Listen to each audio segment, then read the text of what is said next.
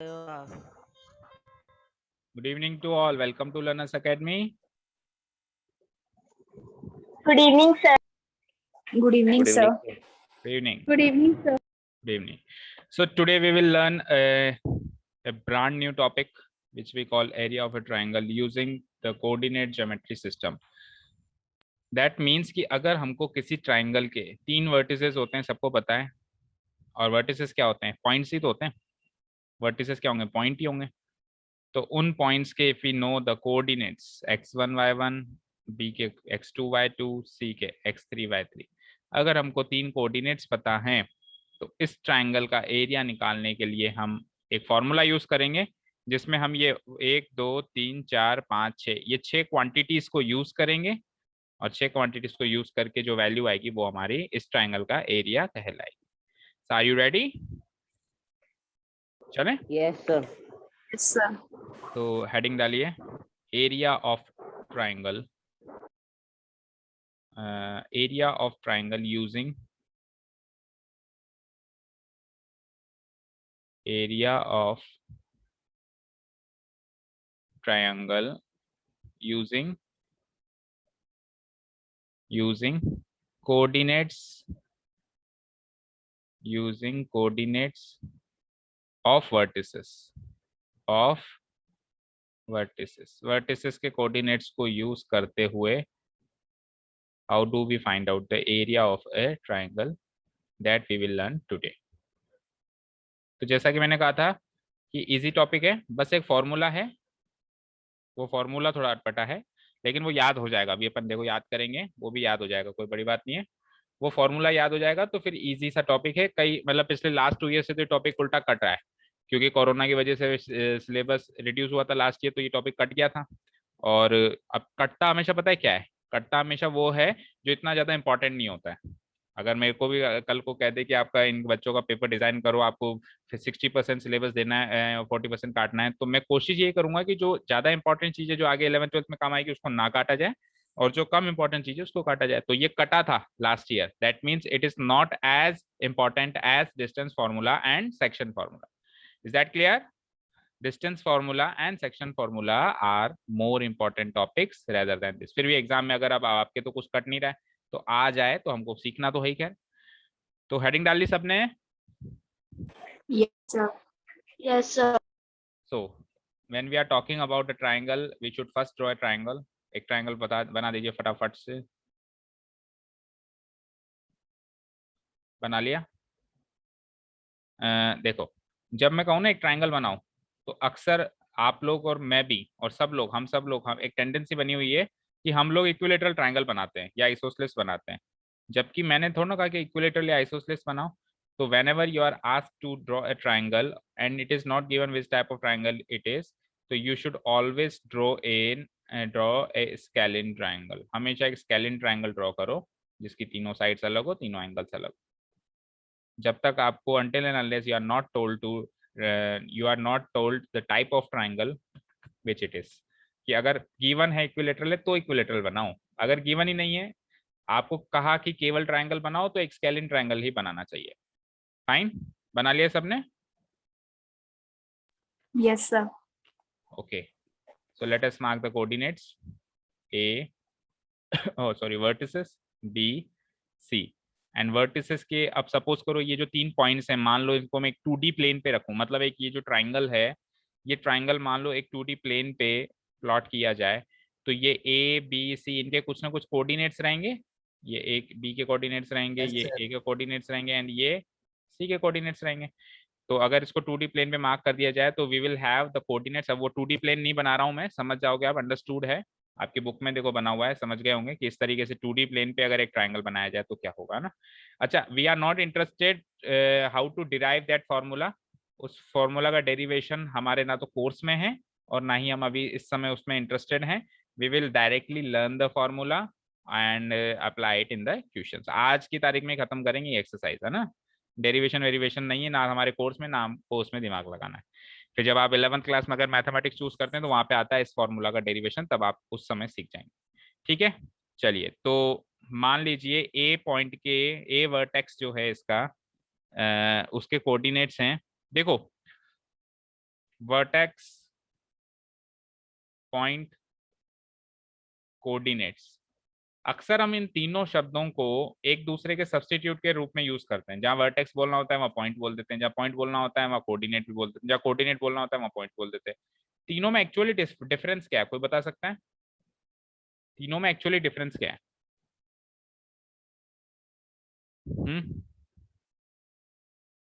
अच्छा मुझे बताओ, ए जो है वो वर्टेक्स है, पॉइंट है या कोऑर्डिनेट है?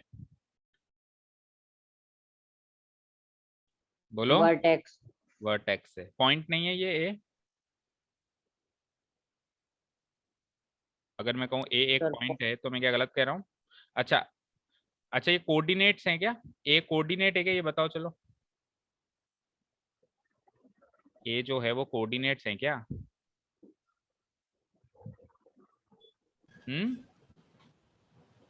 बोलो सोनाक्षी। नो सर नहीं है। तो बोलो नहीं है।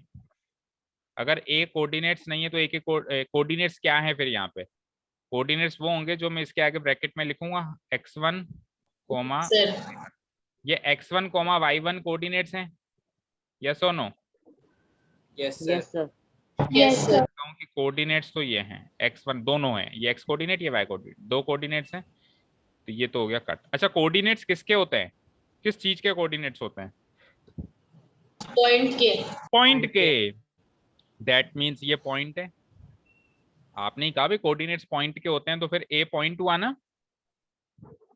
Yes sir. बट डायरे तो मना कर रहा है कि ए पॉइंट नहीं है, तो वर्टेक्स है। अब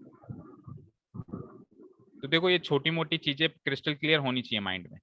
देखो पॉइंट का मतलब 2D प्लेन पे जहां पर भी आपने पेंसिल से एक डॉट बना दिया वो पॉइंट है। ये भी पॉइंट है, ये भी पॉइंट है, ये भी पॉइंट है, ये भी पॉइंट है, ये भी पॉइंट है।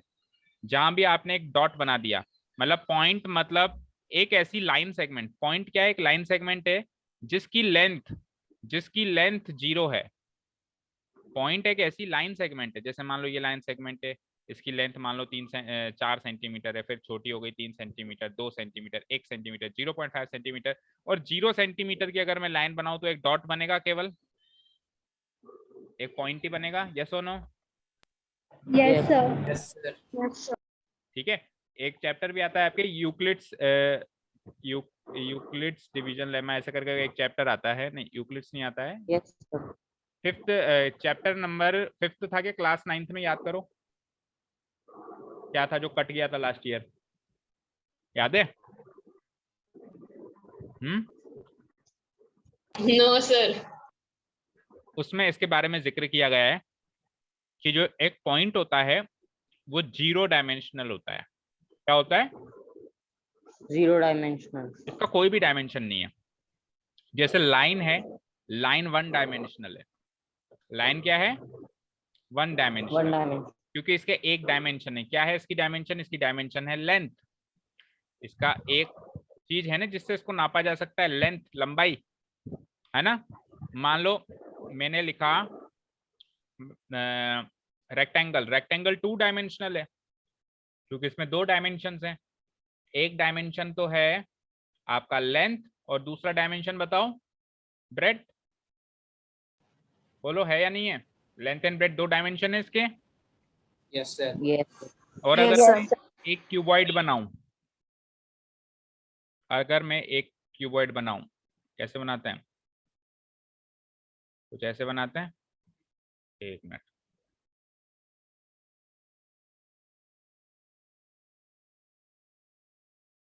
बन गया। एक क्यूबॉइड बनाऊं, बक्सा जिसको अपन बोलते हैं, डब्बा, तो वो 3 डायमेंशनल होता है, 3D होता है वो, क्योंकि उसमें 3 डायमेंशन होती हैं। कौन कौन सी बता सकता है कोई? Length, breadth and height. And height. With height. तो हर एक फिगर के कुछ ना कुछ डायमेंशंस होते हैं, लेकिन जो डॉट होता है, जो पॉइंट होता है, पॉइंट 0 डायमेंशनल होता है बेटा। इसकी ना तो लंबाई है, ना चौड़ाई है, ना मोटाई है। ये केवल एक पॉइंट है, इसकी कोई भी लंबाई नहीं है। लंबाई भी 0, ब्रेड्थ भी 0, हाइट भी 0। तो पॉइंट तो ए भी हुआ और बी भी हुआ और सी भी हुआ, हुआ नहीं हुआ? बोलो हुआ या नहीं हुआ? हो गया। हुआ सर। फिर वर्टेक्स क्या चीज होती है? फिर वर्टेक्स क्या चीज होती है? अभी तो हम कह रहे थे एबीसी वर्टिसेस हैं यानी वर्टेक्स हैं, और मैंने भी यही लिखा है कोऑर्डिनेट्स ऑफ वर्टिसेस। कुछ पे आके के दो लाइंस मिले। Very good. जिस पॉइंट, भाई पॉइंट तो दुनिया में बहुत सारे हैं, ये सब पॉइंट हैं, लेकिन ये सब वर्टेक्स नहीं है, ये केवल मात्र एक पॉइंट है। अगर इन पॉइंट पे आके दो लाइनें मिलती हैं, अब ये वर्टेक्स बन गए। अब ये क्या बन गए? वर्टेक्स बन गए। समझ में आई बात? वर्टेक्स वो पॉइंट होता है जहां पे दो लाइन सेगमेंट्स आके मिलती हैं। तो मैं यूं कह सकता हूं कि दुनिया का हर एक वर्टेक्स पॉइंट तो है, बट दुनिया का हर एक पॉइंट वर्टेक्स नहीं है। सही कहा मैंने? सही कहा क्या? Yes sir. भाई मैंने एक पॉइंट लगाया, आज कनेक्टिविटी इश्यू है क्या? धीरे धीरे जवाब दे रहे हो सब लोग? नो सर नहीं है। तो फिर जवाब क्यों नहीं दे रहे? जैसे ये वर्टेक्स है क्योंकि यहाँ पे दो लाइनें आके मिल रही हैं, क्योंकि दो लाइनें मिल रही तो एक वर्टेक्स हो गया। तो ये पॉइंट भी तो है ना, ये वो पॉइंट है जहाँ पे दो लाइनें मिल रही हैं। मैं खुद कह रहा हूँ कि ये वो पॉइंट है जहाँ पे दो लाइनें मिल रही हैं, दैट मीन्स ये पॉइंट है और वर्टेक्स भी है। लेकिन अगर मान लो इस एबीसी के अंदर मैंने एक पॉइंट लगाया, ये डी, तो ये सिंपली एक पॉइंट है, it is not a vertex. ये वर्टेक्स नहीं है। समझ में आई बात? Yes, yes sir. Sir. Yes, sir. ठीक है। अच्छा, और एक और चीज, दो लाइनों का मिलना ही सफिशिएंट नहीं है। पूरी बात सुनो, जो एक बात के लिए याद रख सकते हैं अपन, भाई दो लाइनें जहां मिल रही हैं, वो जो दो लाइनें हैं, वो जो दो लाइनें हैं, वो एक 2D फिगर भी बनानी चाहिए या 3D फिगर भी बनानी चाहिए। जैसे सिंपली अगर मैंने ऐसे लिख दिया, ऐसे, तो मैं इसको उस समय वर्टेक्स नहीं कह सकता, इस समय वर्टेक्स नहीं कह सकता। लेकिन जैसे ही मैंने एक 2D फिगर बनाया, एक कंप्लीट फिगर बनाया, क्लोज्ड फिगर, अब ये तीन वर्टेक्स हो गए। यहाँ पे इसकी साइड्स मिल रही हैं, इसकी साइड। तो वर्टेक्स की करेक्ट डेफिनेशन ये हो गई कि वो point, the point where the boundaries meet, जहां पे बाउंड्रीज एक दूसरे से मिलती हैं। जैसे कि ये ट्राइंगल है, इसकी तीन बाउंड्री है, एक बाउंड्री है ए बी, एक बाउंड्री है बी सी, एक बाउंड्री है ए सी। तो ये तीनों बाउंड्री आपस में कहाँ कहाँ मिल रही हैं? ए पर, बी पर एंड सी पर। देयरफॉर ए बी सी इस ट्राइंगल के वर्टिसेस हो गए। अब मेरे हिसाब से सब क्लियर हो जाना चाहिए। क्लियर है? Yes sir. क्लियर है सभी को? ठीक है। Yes, sir. तो आगे से कंफ्यूज मत रहना। मैं कहूँ वर्टिसेस तो आपके माइंड में क्लियर पिक्चर बन जानी चाहिए। वर्टिसेस क्या, मैं कहूँ पॉइंट्स तो पॉइंट्स का मतलब भी समझ में आ जाना चाहिए। और कोऑर्डिनेट्स क्या होते हैं? कोऑर्डिनेट्स पॉइंट्स के एक तरीके से निर्देशांक होते हैं, ऐसे अंक होते हैं जो इस पॉइंट को डिफाइन करें, इस पॉइंट की एड्रेस दें, इस पॉइंट की पोजीशन दें, कहाँ पर है ये पोजीशन किया गया है ना। चलो अब चलते हैं टॉपिक पे। एक्स्ट्रा नॉलेज बहुत मिल गई आज। तो ए हो गई x1 y1, बी को हम x2 y2 मार्क कर देते हैं, एंड सी ये एग्जाम्पल के तौर पर है। जरूरी, ऐसा कोई जरूरी नहीं है कि आप ए कोई x1 y1 या बी को x2 y2 करो, उल्टा भी कर सकते हो, कैसे भी कर सकते हो। अगर हम ऐसा करें कि ए को x1 y1, बी को x2 y2 and C x3 y3, ये तीन वर्टिसेस के 6 कोऑर्डिनेट्स कुल मिला के हमको गिवन हो, देन हम इन 6 कोऑर्डिनेट्स की मदद से एरिया ऑफ ट्राइंगल निकाल सकते हैं। तो लिख लिया यहाँ पे, मतलब बना लिया figure? Sir yes sir. Sir. Yes, sir.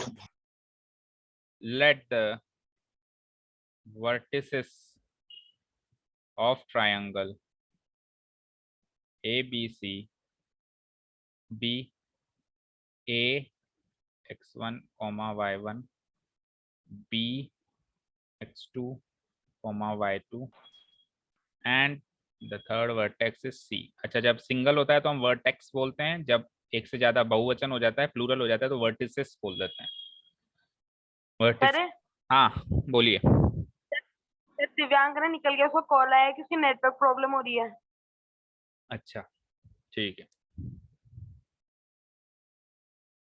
चलिए। तो वर्टिसेस ऑफ, है थोड़ा नेटवर्क भी। अटक रहा है क्या? Yes sir. Yes, sir. Connect ही नहीं हो रही थी क्लास ही। अच्छा अच्छा, चलो कोशिश हम यही इसका करेंगे। मतलब सबसे बढ़िया नेटवर्क है वी का।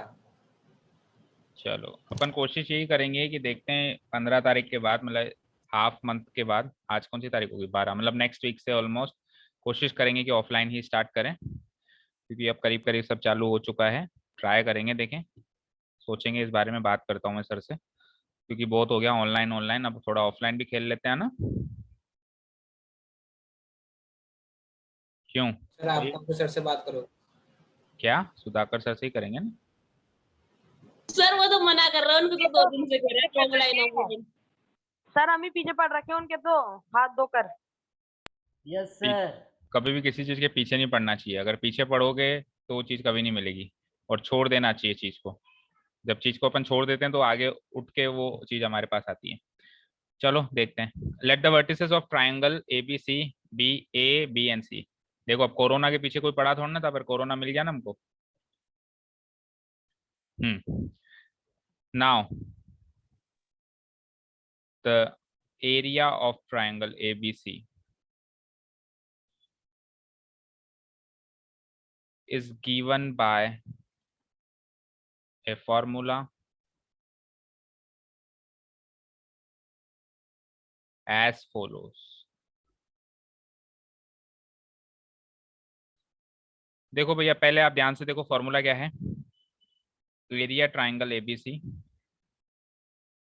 थोड़ा यहाँ से लेफ्ट साइड से लिखना शुरू करो, थोड़ा लंबा फॉर्मूला है। Area triangle ABC, A R का मतलब होता है एरिया, ये 9th में सीखा होगा आपने, है ना? ए आर का मतलब एरिया ना। देखो जो ओरिजिनल एरिया ऑफ ट्राइंगल होता है वो 1/2 इंटू बेस इंटू हाइट होता है। ये तो क्लियर है आपको? Yes sir. ठीक है, तो 1/2 तो लगेगा ही लगेगा इस फॉर्मूला में भी, पर बेस इंटू हाइट को मैं एक फॉर्मूला में कन्वर्ट करूंगा। बेस इंटू हाइट को मैं एक फॉर्मूला में कन्वर्ट करूंगा, और वो फॉर्मूला में कैसे कन्वर्ट हुआ वो आप next year 11th 12th class में सीखेंगे, 12th में सीखेंगे। ठीक है, हेलो? हाँ जी। Yes sir. Area triangle ABC, तो half into base into height में हाफ तो आएगा ही आएगा, इससे तो बच नहीं सकते हम, 1/2। अब बेस इंटू हाइट को हमने एक फॉर्मूला में कन्वर्ट किया है, और वो फॉर्मूला है, हम क्या करेंगे, ब्रैकेट के अंदर लेंगे y कोऑर्डिनेट्स एंड ब्रैकेट के बाहर लेंगे x कोऑर्डिनेट्स। तो पहला x कोऑर्डिनेट है x1, ब्रैकेट लगाएंगे, ब्रैकेट के अंदर लेंगे हम y कोऑर्डिनेट्स। तो अगर हमने 1 ले लिया तो अब 1 नहीं ले सकते, अब 2 और 3 लेना पड़ेगा, तो ये हो जाएगा y2 माइनस y3। ये चीज समझ में आई क्या? क्या कहा मैंने? ब्रैकेट के बाहर तो x कोऑर्डिनेट और ब्रैकेट के अंदर y कोऑर्डिनेट। तो ब्रैकेट के बाहर जैसे मैंने x1 ले लिया, तो अब अंदर अंदर पहली बात x कोऑर्डिनेट अंदर तो आएंगे नहीं, अंदर तो केवल y कोऑर्डिनेट ही आएंगे। और कौन से आएंगे y कोऑर्डिनेट? अगर बाहर 1 आ चुका है तो फिर अंदर 1 नहीं आएगा, अंदर इसके अगले 1 का अगला क्या होता है 2, 2 का अगला क्या होता है 3। तो 1 2 3 ये सीरीज मतलब असेंडिंग ऑर्डर में ये सीरीज फॉलो होनी चाहिए, 1 2 3। समझ में आया? अब लगाइए आप प्लस का साइन, अब लगाइए प्लस का साइन। अब x1 के बाद अगला कोऑर्डिनेट कौन सा होता है x में? x2 X2 होता है या नहीं होता है बताओ? x कोऑर्डिनेट सारे बाहर रखने हैं ना मुझे, तो x1 के बाद x2, ब्रैकेट क्लोज ओपन करो। अब अंदर बताओ y कोऑर्डिनेट्स तो रखने हैं 2 मुझे, लेकिन वो नहीं 2 वाले नहीं रखने। तो 2 से अगला क्या होता है 3, तो y3 माइनस Y1। हाँ 3 के बाद 4 तो आता ही नहीं है, 4 तो आता ही नहीं है। एक्सक्यूज हाँ जी सर, ये फॉर्मूला कैसे बना दोबारा समझाओ, आज बहुत नेटवर्क इशू है। अच्छा, एक बार ये बस खत्म ही होने वाला है, मैं फिर से रिपीट कर रहा हूँ, है ना? अभी एक बार इसके आगे चलने दो। हाँ जी बाकी बच्चे देखो, अब x2 के बाद अगला अगला कोऑर्डिनेट x3, ठीक है। अब 3 के बाद अंदर y के 2 कोऑर्डिनेट चाहिए वापस, तो 3 के बाद 4 तो आता नहीं, तो घूम के वापस किसके पास आऊंगा? 1 के पास, y1 माइनस 1 के बाद क्या आता है 2 y2। समझ में आया? चेक करो। और अच्छा Yes. यहाँ पे बहुत इंपॉर्टेंट बात Yes, और sir. है, वो भी देखो। ये सारी की सारी चीज मॉड्यूलस में आएगी। क्यों आएगी? क्योंकि जब अपन कोऑर्डिनेट्स को सॉल्व करते हैं, जब अपन कोऑर्डिनेट्स को सॉल्व करते हैं तो उसका आंसर, क्योंकि कोऑर्डिनेट्स तो नेगेटिव भी हो सकते हैं, तो उसका आंसर भी नेगेटिव भी आ सकता है और पॉजिटिव भी आ सकता है, लेकिन हमारा एरिया कभी भी नेगेटिव नहीं हो सकता। इसीलिए हम क्या करते हैं, इस पूरी चीज की, देखो यहाँ पे क्या लिखा हुआ है, thus the area of a triangle ABC is the numerical value of the expression। इसकी न्यूमेरिकल वैल्यू, इसकी न्यूमेरिकल वैल्यू का मतलब ये हो गया कि अगर इसका आंसर -10 भी आएगा तो भी मैं न्यूमेरिकल वैल्यू केवल 10 लूंगा, माइनस को लूंगा नहीं, क्योंकि एरिया कभी भी नेगेटिव नहीं हो सकता ना। समझ गए? तो इसीलिए आप इससे कंफ्यूज ना हो जाओ, इसीलिए आपको पता है एक साइन होता है 2 डंडों का जिसको अपन बोलते हैं मॉडुलस। सुना है कभी इसके बारे में? मॉडुलस नहीं सुना? 2 डंडे होते हैं किसी ने भी नहीं सुना? नो बोलो भाई, सर। किसी ने नहीं सुना? अच्छा, एब्सोल्यूट वैल्यू, ये वर्ड सुना है आपने? एब्सोल्यूट वैल्यू, ये भी नहीं सुना? सर वर्ड सारे सुने, मतलब एक का भी नहीं पता। देखो, मॉडुलस या एब्सोल्यूट वैल्यू का मतलब ही ये होता है कि आपके पास जो भी आंसर आए, अगर वो पॉजिटिव आए तो भी पॉजिटिव लो, और अगर वो नेगेटिव आए तो भी पॉजिटिव लो। जैसे कि अगर आप मॉडुलस 5 करोगे तो भी आंसर 5 होगा, और मॉडुलस -5 करोगे तो भी आंसर 5 होगा। मतलब मॉडुलस के अंदर बैठा हुआ जो नंबर है वो हमेशा प्लस होके बाहर आएगा। अगर वो ऑलरेडी प्लस है तो भी प्लस होके बाहर आएगा, और अगर वो नेगेटिव है तो भी प्लस होके बाहर आएगा। तो इस फॉर्मूले के चारों तरफ मैं एक मॉडुलस का साइन लगा देता हूँ। इसने लगाया हुआ नहीं है, मैं लगा देता हूँ, तो लगा दो आप। मॉडुलस का मतलब क्या होगा कि हमको टोटल वैल्यू किस में लेनी है, पॉजिटिव लेनी है। एक डंडा यहाँ पे, एक डंडा यहाँ पे। 1/2 के तो इधर लेने से मतलब नहीं है, क्योंकि 1/2 तो पॉजिटिव है ही। ये जो चीज है, ये अगर बाय द वे नेगेटिव आ जाए तो उसका भी आपको पॉजिटिव लेना है, और फिर बाद में 1/2 से मल्टीप्लाई कराना। ठीक है, तो ये है आपका final formula to find the area of a triangle using coordinate system. ठीक है, समझ सर ये तो आया? बहुत बड़ा। बहुत बड़ा है, याद नहीं हुआ कि ये बताओ? देखो फिर से आ जाओ। सर देखो 1/2 तो आएगा ही आएगा, 1/2 तो आएगा ही आएगा। बाहर कौन बैठेंगे? X coordinates, x1 x2 x3। कोई दिक्कत? No sir. अंदर कौन बैठेंगे? सारे के सारे y कोऑर्डिनेट्स की बारात। देखो अंदर से केवल y कोऑर्डिनेट्स है। अब बैठेंगे कैसे? बाहर अगर 1 है तो अंदर 1 नहीं बैठेगा, अब 2 और 3 बैठेगा, और सीक्वेंस में बैठेंगे 1 2 3। फिर बाहर अगर 2 है तो अंदर 2 नहीं बैठ सकता, 2 से आगे 3, 3 से आगे वापस घूम फिर के 1, क्योंकि 3 से आगे 4 तो है ही नहीं हमारे पास, y4 तो है ही नहीं, तो y3 के बाद घूम के वापस y1, और 3 के बाद वापस 4 नहीं है तो 1, और 1 के बाद 2। बोलो, याद हुआ formula? Yes yes yes sir. Sir. Sir इसके पीछे कोई थ्योरी थोड़ी है? इसके पीछे थ्योरी है एरिया ऑफ ट्रेपेजियम की, लेकिन वो इस आपके कोर्स में इस साल नहीं है, वो 12th क्लास में आएगी। तो इसीलिए उलझो भी मत, क्योंकि अगर ये क्वेश्चन पहली बात तो बाय द वे क्वेश्चन आने का चांसेस कम है। एरिया ऑफ ट्रायंगल आ जाता है तो केवल डायरेक्ट क्वेश्चन आएगा, आपको बस ये फॉर्मूला रख के आंसर निकालना है। तो कोई फायदा नहीं है ज्यादा कंफ्यूज होने में, जिस लेवल पे जो पढ़ना चाहिए वो ही पढ़ो। ठीक है, थ्योरी तो हर चीज के पीछे होती है, बिना थ्योरी के कोई फॉर्मूला नहीं बनता। लेकिन अभी मैं बताऊंगा तो हो सकता है कुछ बच्चे समझ भी जाए, लेकिन मैक्सिमम बच्चों के सिर के ऊपर से जाएगी और हमारा टाइम भी वेस्ट होगा। ठीक है, ठीक है क्या? यस और फिर भी Yes, पढ़ना sir. चाहते हो तो ये लोग आपकी बुक में है, area of trapezium, sum of parallel sides, distance between them. इसको मतलब पहला जो पेज इसको रीड आउट कर लेना, थोड़ा कुछ समझ में आया। हीरोन्स फार्मूला अप्लाई हुआ है इसमें, जो हमने क्लास 9th में सीखा था ना। हीरोन्स फार्मूला की मदद से एरिया ऑफ ट्रायंगल एबीसी देखो कैसे निकाला है।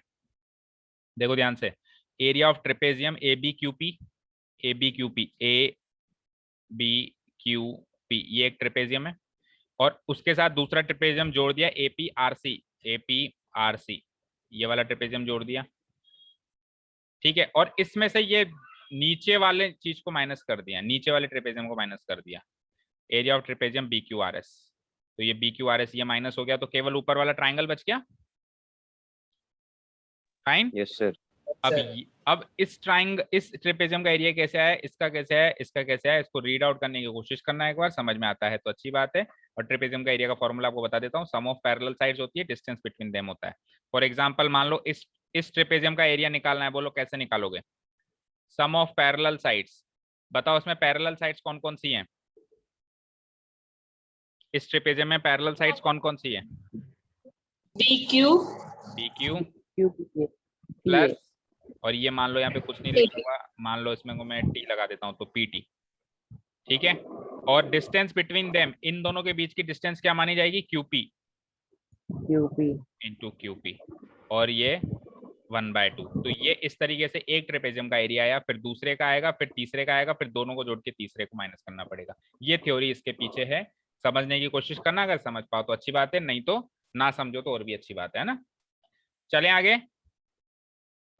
Yes yes sir. आप तो ये बताओ, फॉर्मूला याद हुआ क्या, या और याद यस करवाएं? सर। यस सर, हो गया याद तो फॉर्मूला। Yes sir. चलो तो फिर क्वेश्चंस पे आ जाएं, हो गया तो यस यस सर। ओके। इस फॉर्मूला को एक बार मैं सील पैक कर देता हूं।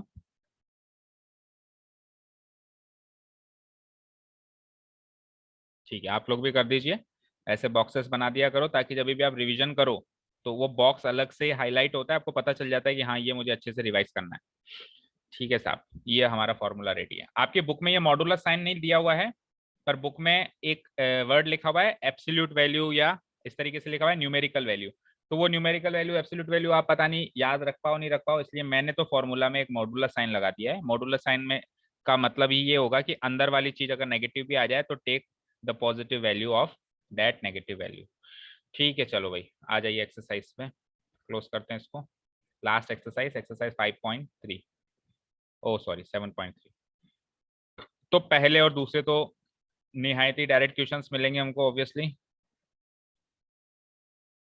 रखे रखा है, हलवा टाइप क्वेश्चंस मिलेंगे जिसको बस कैलकुलेशन से सॉल्व करना है हमको। पहला क्वेश्चन होगा कि एक ट्राइंगल है जिसके 3 वर्टिसेस ये हैं, आपको उसका एरिया निकालना है। रखो फॉर्मूला और आंसर निकालो। चलो देखते हैं कैसे। Hair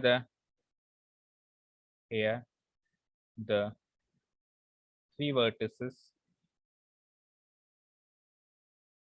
of triangle ABC are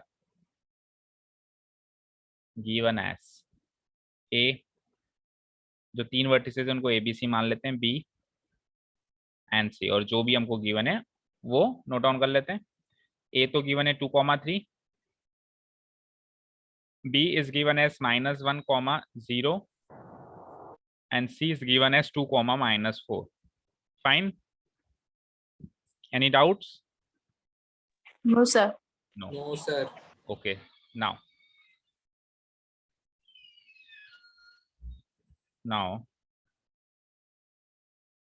area of triangle ABC. Area of triangle ABC is given by नीचे से स्टार्ट करो फॉर्मूला लिखना। बोलो याद है ना फॉर्मूला, बोलो क्या लिखूं सबसे पहले? मॉड्यूलस 1/2, सबसे पहले 1/2, किसी को याद नहीं है। मल्टीप्लाइड बाय, हमने बोला मल्टीप्लाइड बाय मॉडुलस लिखो, मॉडुलस लिखो या एब्सोल्यूट वैल्यू भी बोल सकते हो। एब्सोल्यूट वैल्यू ऑफ ऐसे भी बोल सकते हो या फिर मॉडुलस ऑफ ऐसे भी बोल सकते हो। तो एब्सोल्यूट वैल्यू ऑफ, अब अंदर सबसे पहले x1 into y2 minus y3 plus आगे बोलो X2. y3 minus Y1. Square कौन बोल रहा है बीच बीच में? ये 2, 3, 1 है, ये स्क्वायर या क्यूब्स नहीं है। अगला बोलो, आगे बोलो x3 multiplied by X3. y1 minus Y2. Modulus sign closed. चलिए भाई वैल्यूज पुट अप करें। ठीक है, तो अब देखिए x1, x2, x3, अब यहां से वैल्यू देखना ध्यान से। तो x1, x2, x3 तो ये 3 है, x1, x2 एंड x3, ये 3 x कोऑर्डिनेट्स हैं। तो ये तो यहाँ पे आएंगे x1 की जगह, x2 की जगह एंड x3 की जगह। और ये जो 3 बच गए y1, y2, y3, ये बारात जाएगी अंदर। क्लियर है? यस ठीक है, Yes, sir. तो मैं बिल्कुल सेफ गेम खेल रहा हूँ, defensive game. x1, x2, x3 को बिल्कुल पहले लिख देता हूँ मैं, बिल्कुल भी रिस्क नहीं लेना चाहता कि कहीं कोई गलती हो। 2, अगला क्या है -1, माइनस है तो फिर ब्रैकेट में लगा दो, प्लस, और अगला क्या है 2। ठीक है साहब, अब यहाँ पे y2 माइनस y3 लिखूंगा, यहाँ पे y3 माइनस y1 लिखूंगा और यहाँ पे y1 माइनस y2 लिखूंगा और बंद करूंगा। चलो भाई y2 माइनस y3, तो y2 माइनस y3 यानी पहले को तो छोड़ दो, दिस माइनस दिस हो जाएगा, 0 माइनस -4, यस सर 0 माइनस -4। ठीक है, आगे चलो सेकंड वाले में इसको छोड़ दो, मतलब सेकंड वाले में सेकंड को ही छोड़ दो और सेकंड के आगे बढ़ो। तो इसके आगे बढ़ा मैं -4 और इसमें से क्या माइनस हो जाएगा, -3, -4 -3, करेक्ट? यस सर ठीक है, थर्ड वाले में थर्ड को ही छोड़ दो और उससे आगे बढ़ो, उससे आगे बढ़ोगे तो वापस पहले से टकराओगे, 3 -0, 0 इजी है काफी, बस यस फोकस होके करना है, मतलब कंसंट्रेशन से यस करना है। Sir 2 into what is 0 minus -4? 0 plus 4, 0 plus 4 is 4, correct? Yes sir ठीक है, -1 into what is -4 -3? -7 plus 7 2 into what is 3 minus 0? 3 चलो अब प्रोडक्ट्स को कर लो पहले। Following the BODMAS rule of simplification, सबसे पहले हम बॉडमास करें, ये प्रोडक्ट्स करेंगे। 2 4 जा 8। अच्छा जी, -1 इंटू -7 क्या बनेगा? 7 7. नेगेटिव और पॉजिटिव? सब पॉजिटिव। अच्छा, 2 इंटू 3 क्या बनेगा? Positive. 2 इंटू 3 1 बनेगा। Very good. 2 इंटू 3 1 बनेगा क्या? तो 6 बनेगा। 1/2 इंटू, चलो भाई 8 + 7 + 6 क्या होगा? 8 + 7 + 6 21. 21। ठीक है। अब 21 तो वैसे ऑलरेडी पॉजिटिव ही है, पॉजिटिव ही है ना, तो मैं पॉजिटिव Yes, sir. से भी पॉजिटिव ही बाहर निकालूंगा। बाय द वे ये नेगेटिव आता, एक बार चांस ले लो कि ये नेगेटिव आ गया, तो भी मैं इस स्टेप में इसको पॉजिटिव करते, जैसे ये डंडे हटते तो ये माइनस को क्या कर देते? प्लस कर देते। ठीक है। Yes sir. 21/2 अब कट तो रहा नहीं है, तो सिंपली मैं या तो 21/2 लिख दूं तो भी ठीक है, नहीं तो पॉइंट्स में ले सकता हूँ 10.5 स्क्वायर यूनिट्स, क्योंकि ये एरिया है तो स्क्वायर यूनिट्स में आंसर आएगा। मैच करो पीछे।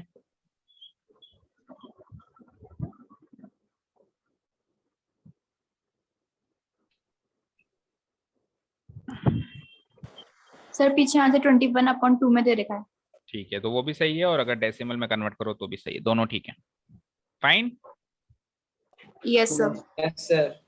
Yes sir. चलो आज एब्सेंट कौन कौन है वैसे?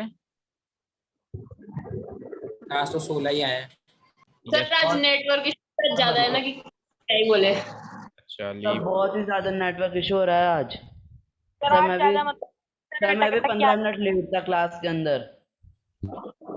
चलो ठीक है, हो गया ये क्वेश्चन। Yes sir. चलो, इसका सेकंड पार्ट जो है वो तो होमवर्क मार्क कर ही लो। फर्स्ट का जो सेकंड पार्ट है, मार्क दैट एज होमवर्क। और चलो फिर हम एक क्वेश्चन और कर लेते हैं, फिर बाकी कल कर लेंगे। सेकंड क्वेश्चन को रीड आउट करते हैं। ये तो होमवर्क मार्क कर लेना, और मोस्ट प्रोबेबली इसमें ना नेगेटिव आएगा अंदर, मॉडुलस के अंदर नेगेटिव आएगा कुछ ना कुछ, क्योंकि इसमें पॉजिटिव आया है ना, तो वो हर टाइप का इक्वेशन तो देगा ही देगा। तो नेगेटिव को हम क्या कर देंगे, इसको जैसे मान लो -10 आया तो मैं +10 कर दूंगा अगली स्टेप में। ठीक है, हो जाएगा। Yes sir. Yes sir. Second के फर्स्ट की बात करते हैं। In each of the following, दोनों में मतलब दोनों में हमको क्या करना है? फाइंड द वैल्यू ऑफ के की वैल्यू फाइंड आउट करनी है, फॉर विच, जिसके लिए द पॉइंट्स आर कोलिनियर। अगर ये 3 पॉइंट्स कोलिनियर हैं, अगर ये 3 पॉइंट्स कोलिनियर हैं तो के की वैल्यू फाइंड आउट करो। ये हमारा क्वेश्चन है। क्वेश्चन समझ में आया? Yes sir. अच्छा जी, अब अगर मैं आपको कहूं कि ये 3 पॉइंट कोलिनियर का मतलब क्या होता है, पहले तो ये बताओ, what do you understand by collinearity? Sir collinear का मतलब होता है सर कि एक मतलब जो एक नई गली बन रही है ना उसे पूरी में, यानी एक जगह पे एक कॉलोनी था, एक बस्ती होना। अच्छा अच्छा, कौन सी डिक्शनरी में से सीखी थी? एक ही लाइन में सारे पॉइंट्स, स्ट्रेट लाइन में पॉइंट्स आने सारे। शिवम, कौन सी डिक्शनरी में से सीखी थी ये कॉलोनियां और बस्तियां इकट्ठी करना? सोशल स्टडी समझ रहा है, सामाजिक विज्ञान, ये मैथ्स की क्लास ले रहा है? सर मैथ्स की ले रहा हूँ, पर सर ये ना ये वर्ड है ना, मतलब हमारे एसएसटी में आया था, इसलिए मैंने बता दिया। दिखाना यार, मुझे दिखाना है ना, मुझे जरूर दिखाना ये एसएसटी में कहाँ आया था। मैं बहुत ज्यादा बेताब हूँ देखने के लिए। तेरी बात सुन के तो ज्यादा ही हो गया बेताब। ठीक है, और सारे बच्चे आप लोग भी एक्साइटेड हो देखने के लिए? Yes sir. Sir Shivam class लिया देंगे, फिर मैम दिखा देगी। ठीक है, तो शिवम सबको दिखाएगा कोलिनियर का मतलब कॉलोनी और बस्ती बनाना, एसएसटी में दिखाएगा। ओके चलो, हाँ तो कोई और ऐसी कोई डेफिनेशन? ओके आ गए सब लोग? हाँ तो बताओ कौन बता रहा था कोलिनियर का meaning? Sir all points are excuse me sir, एक ही लाइन पे, स्ट्रेट लाइन पे लाया करे उसे कोलिनियर कहते हैं। ठीक है बेटा, वैसे लाइन सारी स्ट्रेट ही होती हैं, नो लाइन नहीं सर, मतलब 2 पॉइंट्स मिलके एक स्ट्रेट लाइन बनाए, वो जो पॉइंट्स मिलके स्ट्रेट लाइन बनाए। ठीक है, करेक्ट डेफिनेशन इज जो पॉइंट्स एक ही लाइन पे लाया करे। ठीक है, क्योंकि 2 पॉइंट्स तो कहीं पर भी मार्क करोगे, ये लो मैंने एक यहाँ मार्क कर दिया और एक आपकी जहां भी इच्छा है लो यहाँ मार्क कर दो, ये स्ट्रेट लाइन तो बना ही देंगे। ऐसे तो कोई 2 पॉइंट्स दुनिया में है ही नहीं जो स्ट्रेट लाइन ना बनाते हो। ठीक है, तो करेक्ट डेफिनेशन इज कि जो पॉइंट्स एक ही लाइन पे लाई करे, फॉर एग्जांपल ये ए, ये बी, ये सी, ये डी, ये ई, ये एफ, बताओ इसमें कौन कौन से पॉइंट्स कोलिनियर हैं? हाँ जी, sir A B C A B C D भी तो है, ए बी सी डी एक ही लाइन पे एक ही सीध में आ रहे हैं। And F and E R not collinear, मतलब एफ और ई इन चारों के साथ कोलिनियर नहीं है। हो सकता है कि ये आपस में कोलिनियर हो जाए, वो एक अलग बात, लेकिन इन 6 में से कोई कहेगा तो ये 4 कोलिनियर है। Is that clear? Yes sir. ठीक है शिवम, ये कोलोनिया वोलोनिया काटना छोड़ दें, ठीक है? हाँ जी, अच्छा जी। अब अगर मैं आपको कहूं कि 3 पॉइंट्स कोलिनियर हैं, देखो इसके डेफिनेशन कहां से मिलती है, मैंने आपको डिस्टेंस फॉर्मूला में बताई थी। कोलिनियर का संधि विच्छेद करो, को प्लस लीनियर, याद है?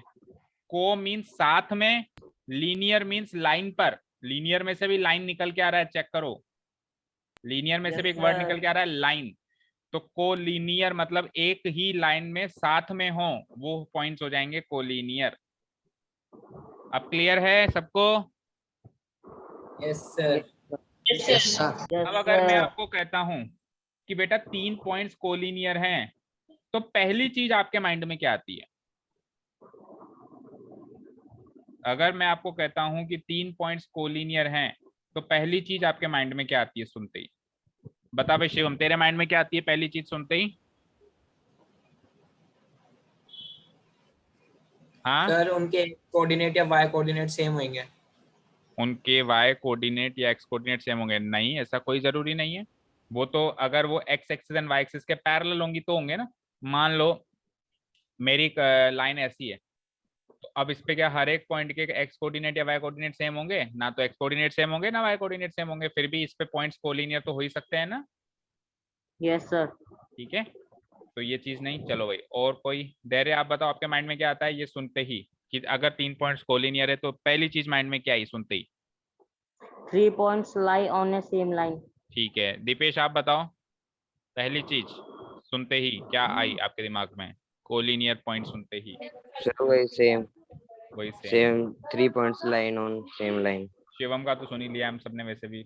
हाँ अंशिका आप बताओ। सर कि है ना कुछ पॉइंट्स एक ही लाइन पे लाई करते हैं। अच्छा अनुष्का आप बोलो। Sir 3 points line same line. Avni, Avani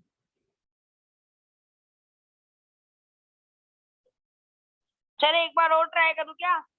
नहीं, चलो एक बार में खतरनाक तूने ट्राई कर लिया। हाँ दिव्यांग खंडेलवाल अब आप बताओ, अभी Yes. आपको भी ट्राई। Yes sir. बोलो 3 पॉइंट्स अगर एक ही लाइन पे एक ही लाइन पर फॉल होते हैं, एक ही लाइन पर लाई करते हैं, तो ये सुनते ही आपके माइंड में पहली चीज क्या आती है? ये बात सुनते ही सर सर, एक 3 point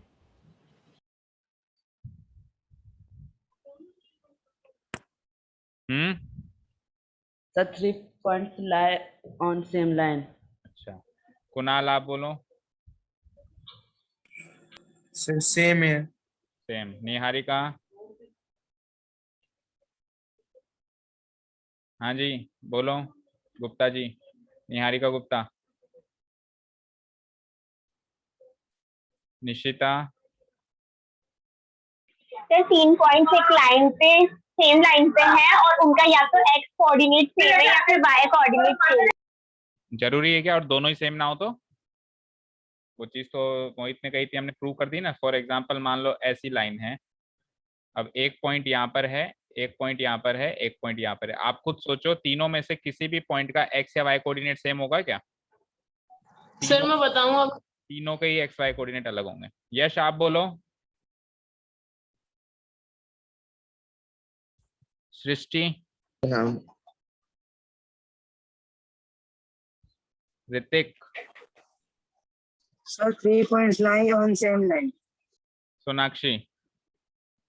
सर ये फिगर देखते डिस्टेंस फॉर्मूला और सेक्शन फॉर्मूला याद आता है मुझे तो। अच्छा, और कौन चाह रहा था? एक मौका और चाह रहा था, शिवम। बोलो भाई सर वो शिवम। पहले ही जाएगा, बहुत ही गलत जाएगा, इसलिए मैं बोलने से अच्छा है कि मुंह ही नहीं खोलो। ठीक है, अब देखो, अगर 3 पॉइंट्स एक ही लाइन पे लाए करते हैं तो मेरे माइंड में पता है क्या चीज आती है? ये बात सुनते ही मेरे माइंड में ये बात आती है कि ट्राइंगल ABC का एरिया 0 है। अब सोचो जरा, इसको इस वे में सोचो, क्या कहा, क्या कह दिया मैंने? बहुत बड़ी बात कह दी।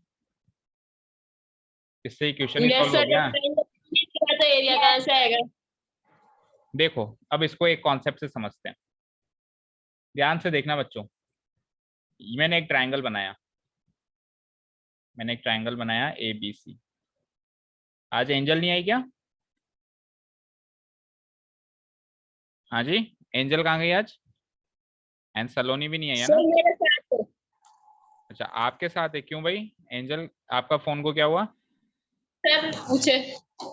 Yes sir. सो रहे हो क्या? No sir. तो फिर आपके फोन को क्या हुआ आज? सर नेट खत्म हो गया। अच्छा, नेट खत्म हो गया। हाँ जी, देखिए, ABC एक ट्राइंगल है, इसका एरिया कुछ भी मान लो। फॉर एग्जांपल इसका एरिया मैं मान लेता हूँ, क्या मानूं, 100 स्क्वायर यूनिट्स मान लेता हूँ। ठीक है साहब, अब आप खुद सोचो, कॉमन सेंस से बताना, सब बच्चे दिमाग लगाना। ये जो A पॉइंट है ऊपर वाला, इसको मैं थोड़ा सा नीचे ड्रॉप कर दूं, यानी ये A पॉइंट उठ के यहाँ आ जाए, और फिर मैं सोचूं कि ट्राइंगल ABC का मैं एरिया निकालता हूं, तो आप खुद सोच के बताओ, पहले वाले एरिया से ज्यादा होगा या कम होगा या बराबर होगा?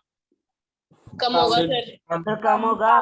कम होगा। भाई एरिया का मतलब क्या होता है? अंदर की जगह, तो अंदर की जगह तो कम हो गई ना A के नीचे आते ही।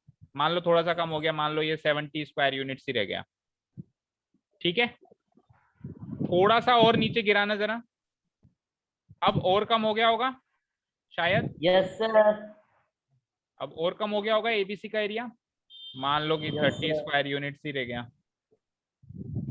थोड़ा सा और गिराओ यार, बिल्कुल इस लाइन के नजदीक ले आओ, तो अभी भी ये ट्राइंगल तो बन ही रहा है, अभी भी Yes, ये sir. छोटा सा चिन्ना मिन्ना ट्राइंगल बन रहा है। अब इसका एरिया मान के चलो कुछ 5 स्क्वायर यूनिट ही रह गया। तो इन सारी बातों से प्रूव होता है कि ये गिरता जा रहा है, गिरता जा रहा है। तो अगर ये BC लाइन के ऊपर ही आ जाए तो अब ट्राइंगल ABC का एरिया 0 हो जाएगा, नहीं हो जाएगा? यस और नो? Yes, sir. सर ये ट्रायंगल फॉर्म ही नहीं करेगा। ये एक ट्राइंगल है जिसका एरिया 0 है।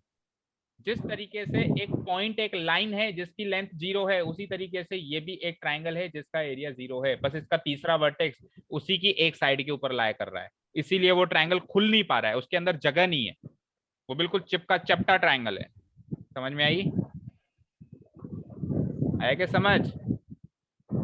आप सही कह रहे हो, आप कॉन्सेप्चुअली सही कह रहे हो कि एक ट्राइंगल नहीं है, लेकिन अगर इनको ट्राइंगल के वर्टिसेस मान ले एक बार के लिए, तो फिर ऐसा कोई ट्राइंगल बनाए तो उसका एरिया तो 0 ही बनेगा ना? बोलो आया ना? बनेगा। यस तो सर। आगे से आपको एक लॉजिक याद रखना है, अगर 3 पॉइंट्स कोलिनियर हैं, एक ही लाइन पर हैं, तो उन 3 पॉइंट से बनने वाले ट्राइंगल का एरिया हमेशा 0 होगा। क्लियर है? Yes, sir.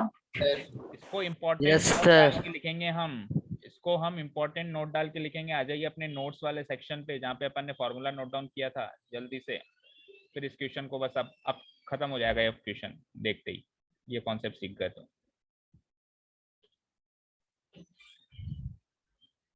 सर 2 मिनट में नोट्स की नोटबुक निकाल रहा हूँ।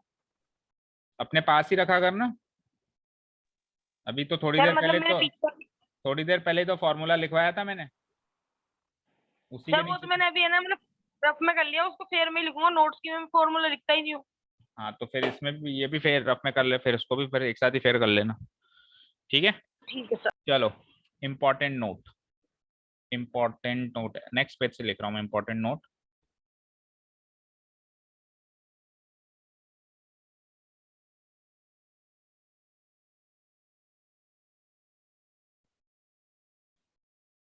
इंपॉर्टेंट नोट ये कहता है the area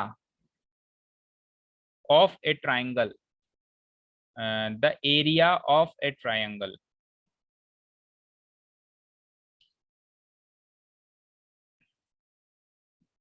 Area of a triangle whose three vertices are collinear. Whose three vertices are collinear. Are collinear. That is collinear का मीनिंग भी लिख दो. That is ब्रैकेट में लिख दो चाहे से. That is lie on the same line. Lie on the same line is equal to 0. Is equal to 0 square units. ऐसे किसी ट्राइंगल का एरिया जिसके तीन वर्टिसेस कोलिनियर हो, जिसका मतलब है कि सेम लाइन पे लाई करते हो, उस ट्राइंगल का एरिया हमेशा इक्वल होता है 0 स्क्वायर यूनिट्स का. लिख लिया? छोटा सा पॉइंट है, Yes, sir. इजी सा. करें आप question? Yes, sir. Yes, sir. तो फर्स्ट क्वेश्चन इज कि in each of the following find the value of के. क्या? लिखने तो देते, थोड़ा सा रह गया. अब वीडियो में से लिखना. अब मैंने उसको क्लोज कर दिया, फिर अंदर जाके खोलना पड़ेगा. देखो, in each of the following find the value of के की वैल्यू फाइंड आउट करनी है, और आपको दिया हुआ है कि ये तीन वर्टिसेस कोलिनियर हैं. ऑलरेडी गिवन है कि ये तीन वर्टिसेस कोलिनियर हैं, तो हम क्या कर देंगे, इन तीनों वर्टिसेस का एक ट्राइंगल बना के और उस ट्राइंगल के एरिया को 0 के इक्वेट कर देंगे. लिखिए, here the three given points are the three given points are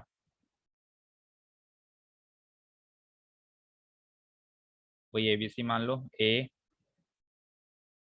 B and सी, और कोऑर्डिनेट्स लिख दो इसके 7, -2. सेकंड कोऑर्डिनेट है 5, 1, 3, के.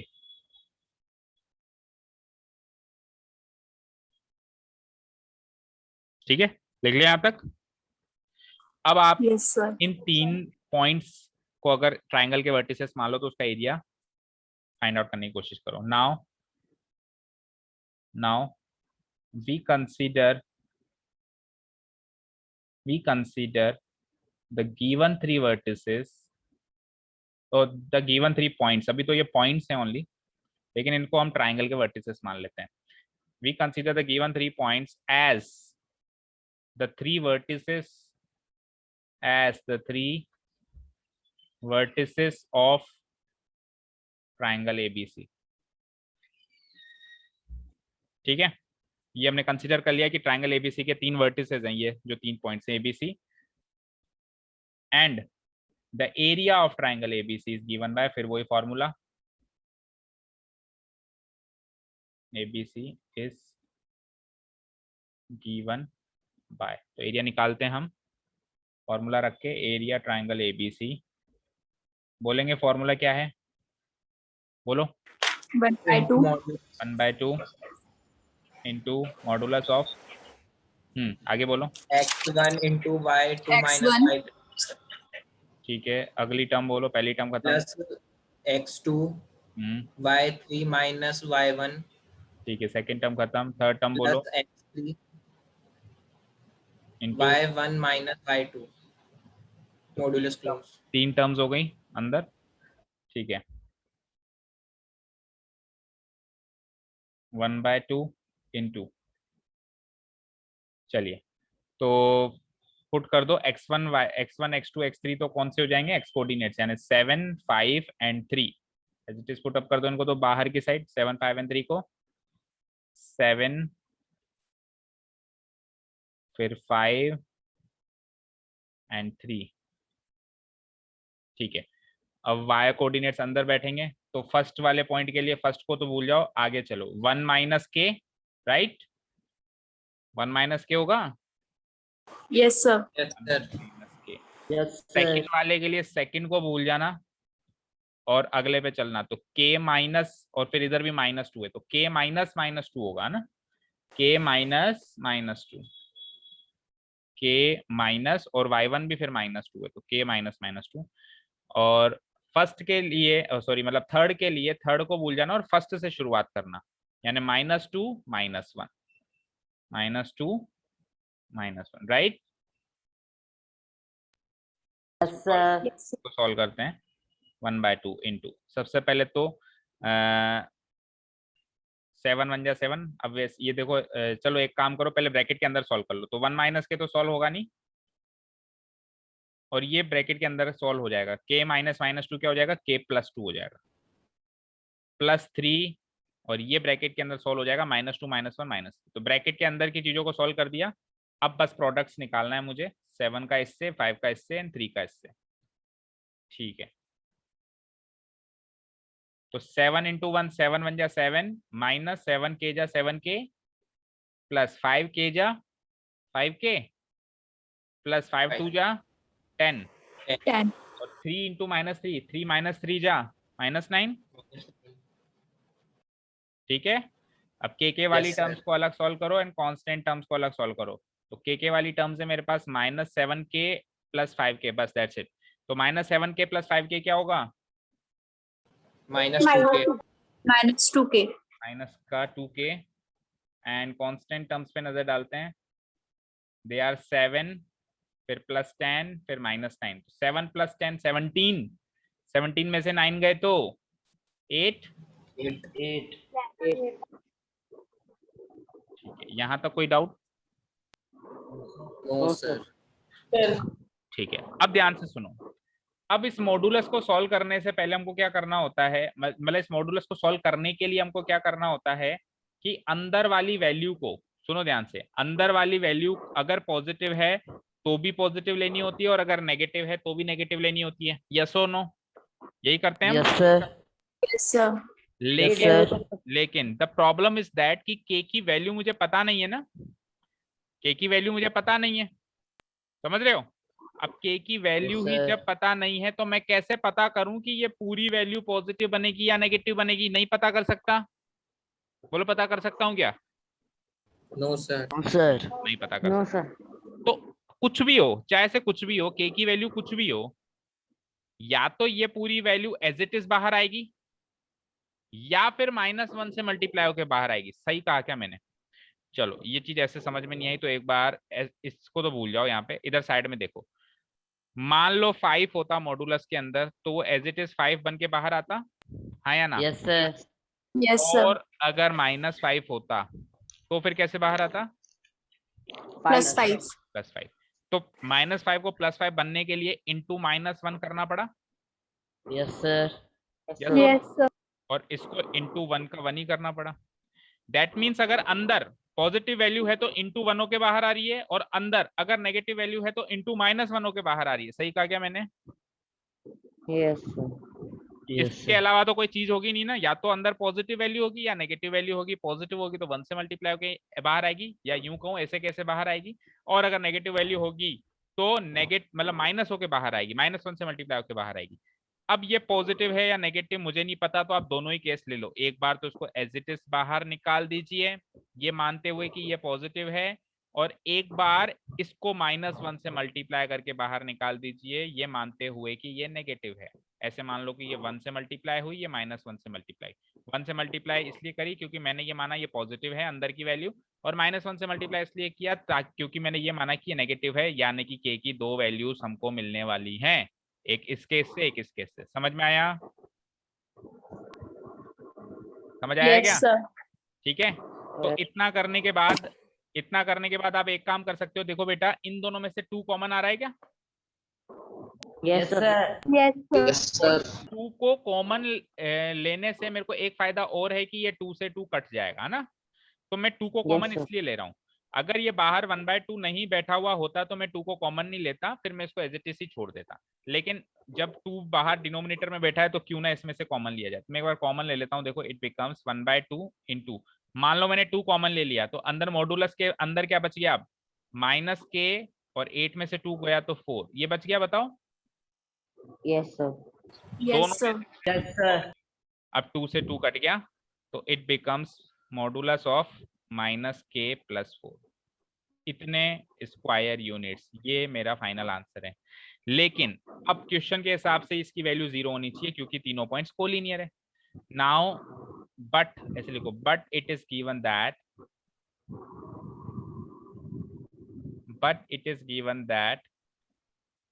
the 3 points A, B, C are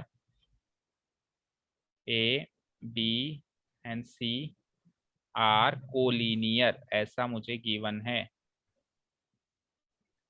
तो अगर ये कोलिनियर हैं so area of triangle ABC should be equal to 0 square units।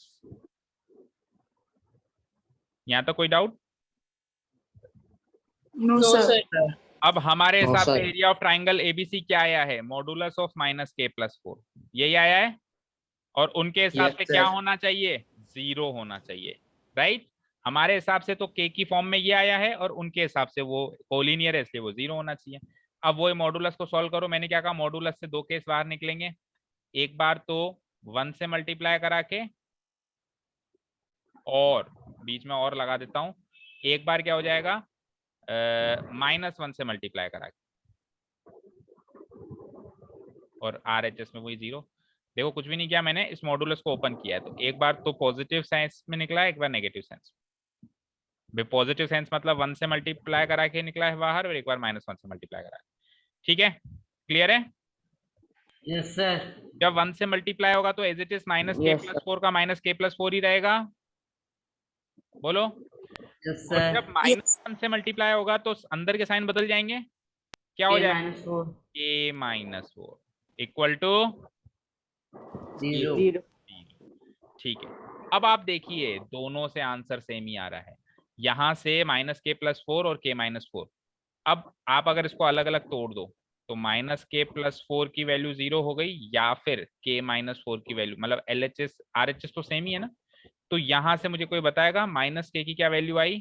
-4 आई, -4 और k की क्या वैल्यू आ जाएगी? -4 डिवाइडेड बाय -1 यानी कि 4।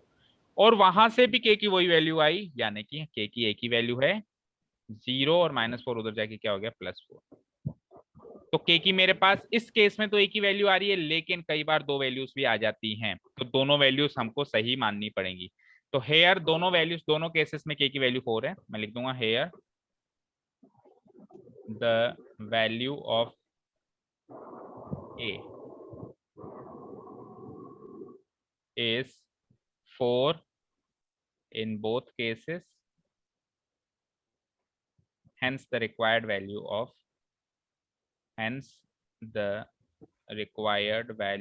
k is 4। पीछे आंसर मैच करना जरा। Answer Yes, sir. मैच कर गया, k की वैल्यू 4। Yes, sir. ठीक है, मैच कर गया ना। और अगर Yes, आपको अब sir. यकीन नहीं हो रहा है तो आप k की वैल्यू 4 रख के देख लीजिए, क्रॉस वेरीफाई कर दीजिए। k की वैल्यू क्या आई बेटा? 4 आई। मान लो मैंने यहाँ पे 4 रखा, Yes, sir. तो देखो क्या करता मैं एरिया निकालने के लिए, 7 इंटू क्या करता? 1 - 4। 1 - 4 क्या होता है? -3 प्लस, फिर 5 इंटू क्या करता? 4 - 2 यानी 6, प्लस फिर 3 इंटू क्या करता? -2 - 1 यानी -3। इसको सॉल्व करेंगे तो 7 इंटू -3 माइनस का 21, प्लस 6 5 जा 30, और 3 इंटू -3 माइनस का 9। इसको सॉल्व करोगे तो 0 होगा, नहीं होगा? -21 -9 -30 हो जाएगा, और -30 + 30 0 हो जाएगा। Yes, Yes, sir. sir. यानी कि k की Sir. वैल्यू 4 रखने से इस ट्रायंगल का एरिया 0 हो रहा है। दैट मींस ये 3 पॉइंट्स कोलिनियर हो रहे हैं। समझ आया सबको? Yes, Yes, sir. sir. This is how we solve this type. Yes, sir. तो अगर इस एक्सरसाइज में कोई ढंग का क्वेश्चन है तो यही है बेटा जो आने लायक है। ठीक है ना। सेकंड, ये डायरेक्ट क्वेश्चन के आने के चांसेस तो कम है कि सीधे सीधे एरिया पूछ लेगा, इसके चांसेस मुझे तो कम दिखाई देते हैं। वैसे तो एक्सरसाइज के आने के चांसेस ही कम दिखाई देते हैं, पर अगर कोई देता है, कोई एक आध या 2 नंबर का भी क्वेश्चन देता है तो इस टाइप के आएंगे, इनडायरेक्ट क्वेश्चंस, डायरेक्ट नहीं आएंगे, इनडायरेक्ट आएंगे कि के की वैल्यू निकालो, ये कोलिनियर है, तो इस तरह से हमको थोड़ा एक्स्ट्रा माइंड चलाना पड़ेगा। ठीक है, समझ आया? Yes, sir. Yes, sir. इसका सेकंड पार्ट, इसी का सेकंड पार्ट होमवर्क मार्क करो, तो दोनों के सेकंड पार्ट होमवर्क हो गए। ठीक है, Yes, sir. Yes, sir. Yes, sir. ठीक है, बाकी क्वेश्चंस हम कल करेंगे। ठीक है ना? Okay, sir. That's all for today. Yes. Have a nice day. Keep learning. Bye bye. And thank Bye, you. sir.